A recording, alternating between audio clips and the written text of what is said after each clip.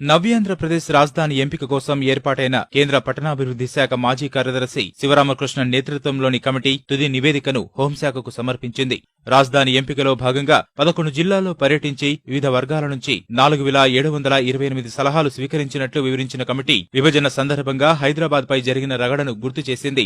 Super రాజధాని వద్దని, ప్రభుత్వ విభాగాలు అన్నీ ఒకేచోట కేంద్రీకరించవద్దని స్పష్టం చేసింది. అభివృద్ధి వికేంద్రీకరణకే ప్రాధాన్యమివ్వాలని తేల్చి చెప్పింది.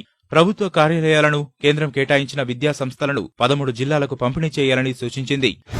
రాజధానిని చక్కటి సాగుభూములు ఉన్న విజయవాడ, గుంటూరు ప్రాంతంలో పూర్తిగా కేంద్రీకరిస్తే ఆర్థికంగా, పర్యావరణపరంగా నష్టదాయకంగా పరిణమిస్తుందని కమిటీ అభిప్రాయపడింది. రాజధాని రాష్ట్రం మధ్యలోనే ఉండాలనే నియమం ఏమీ లేదని, తమిళనాడు, కేరళ, మహారాష్ట్ర, పశ్చిమ బెంగాలే ఇందుకు ఉదాహరణని పేర్కొంది. కృష్ణా, గుంటూరు, పశ్చిమ గోదావరి జిల్లాలకు భారతదేశ ధాన్యాగారంగా పేరుందని, అలాంటి చోట సూపర్ రాజధాని ఏర్పాటు చేయడం తగదని హితవు పలికింది. బీజీటీఎం పరిధిలో నిర్మించాలనుకుంటున్న రింగు రోడ్ల వల్ల భూముల ధరలు ఆకాశాన్ని అంటి ఆర్థికంగా తీవ్ర పర్యవసానాలకు దారితీస్తుందని హెచ్చరించింది. తద్వారా వ్యవసాయ భూమికి భారీ నష్టం కలుగుతుందని పేర్కొంది. హైదరాబాద్ కేంద్రంగా పనిచేస్తున్న 109 దాకా ప్రభుత్వ డైరెక్టరేట్ల వంటి కార్యాలయాలను వైజాగ్ ప్రాంతంలో ఏర్పాటు చేయడం శ్రేయస్కరమని పేర్కొంది.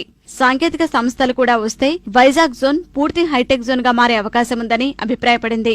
రాయలసీమ ఆర్క్లోని విభిన్న ప్రాంతాల్లో వేర్వేరు సంస్థలను ఏర్పాటు చేయవచ్చని, దక్షిణాదిలోనే అత్యధిక సామర్థ్యం గల రవాణా కారిడార్ గా అవతరించే సామర్థ్యం దీనికి ఉందని కమిటీ పేర్కొంది.